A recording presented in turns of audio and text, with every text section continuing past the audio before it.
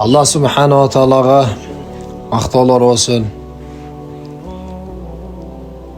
Oşol zat siz bizlerdi yaratdı. Yaşaş için yaratgan yok. Sınaş için yarattı. Ellezî halaqal mevte vel hayâte liyebluvekum eyyukum ahsanu amela. Ölümdü yaratgan Allah. Yaşaonu yaratgan Allah. Ne için yarattı? Liyebluvekum ana qarab ko'rayli, sinab ko'rayli, qaysi biringer yaxshi amal qilavi yo'q bu. Uşul qısqa yaşoo siz bizlerge berildi urmatı apalar, ejeler. Ne için dese ahiretni qurish uchun. Peygamberimiz sallallahu aleyhi ve sellem hadis şerifte aytgan: "İnna dunya khuliqa lakum ve entum khuliqtum lil ahireh." Dünya sizler için jaralgan, sizler ahiret için jaralgansınlar. Uşul qısqa yaşooda urmatı apalar ahiretni je qurup ketemiz, je buzup ketetkenbizda. Tüölük bara turgan jerimiz je beyiş bolot, je tozoq bolot endi. Muna oşol nerseni Allah subhanahu wa taala kim tozoqu, kim beyiştik, kim tozoqqa qarab ketet, kim beyişke qarab ketet, kim tozoqqa intilat, kim beyişke intilat. Oşol nerseni sınaş üçün Allah yaşoonu jaratıp, özünün hökümdörün dinin tüşürüp, Allah subhanahu wa taala her bir adamda her bir ahvalga salıp, her bir ahvalda Allah taala sınap, bir jalgan yaşogo dünyoga Allah subhanahu wa taala siz bizlerdi alıp geldi. Allah taala merimli zat, rahimli zat. Ve ma zalamahumullah. Allah sizlerge zulüm qilbaydi deydi. Walakin kanu anfusahum yazlimun. Biroq sizler özüngөр, ey adam baldары, sizler özüngörge özüngör zulüm qilasыңар.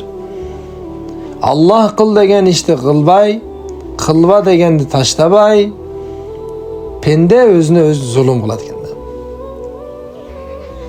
Eğer Allah subhanahu wa taala bir pendeni tüzele tozoqqa salıp koysa aytmaq ekan da, ey Allah, emnege men tozoqqa girip jatam?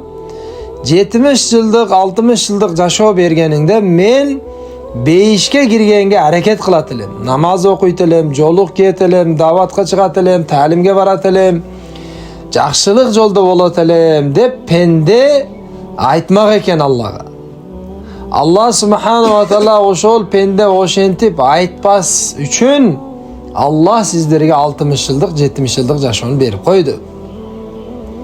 Uşul qısqa yaşooga geldik biz. Sınov Allah'tan sınovsundan ötüşüz gerek. فَأَمَّا مَنْ ثَقُلَتْ مَوَازِينُهُ.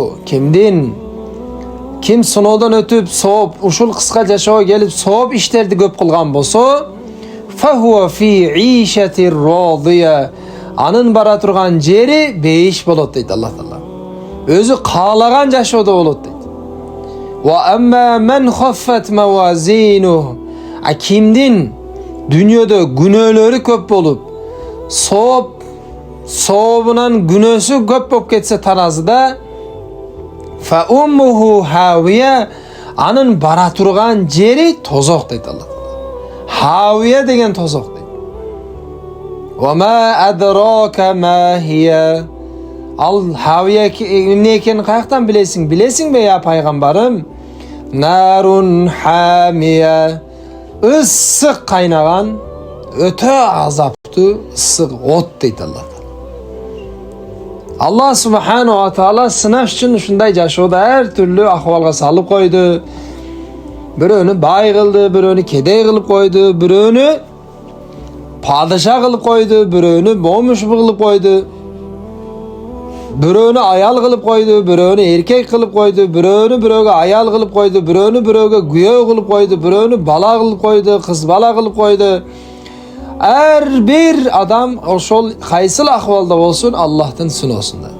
Allah taala qarayt, qana erkek bolsa uy bilödü, adalettүүлүк qılav, ayal bolsa güyösüne baş yev, kızı bolsa apasına baş yev, bala bolsa atasına baş yev. ata enesine yaxshi mamle qılav, qo'shna bo'lsa qo'shnasine yaxshilik qılav, tuğan bo'lsa tuğanchilik mamleni qurav. Allah Taala sınash uchun shunday ahvolga salib qo'ydi. Tuğan qilib qo'ydi, ata qilib qo'ydi, bala qilib qo'ydi. Bunun bardig'i sınash uchun. Qana emne qiladi ekan. Anani Allah Taala aytib qo'ydi, "Ey, tuğanchilikni bekemdegile. Alar tuğanchilik qilbasa dele sen qilgin, sinov. Atanga yaxshi mamle qil. Egerçe al qanday saga mamle qilsa dele, apanga yaxshi mamle qil, qanday al bolsa dele, güyöňe itaat qil, emne ahwal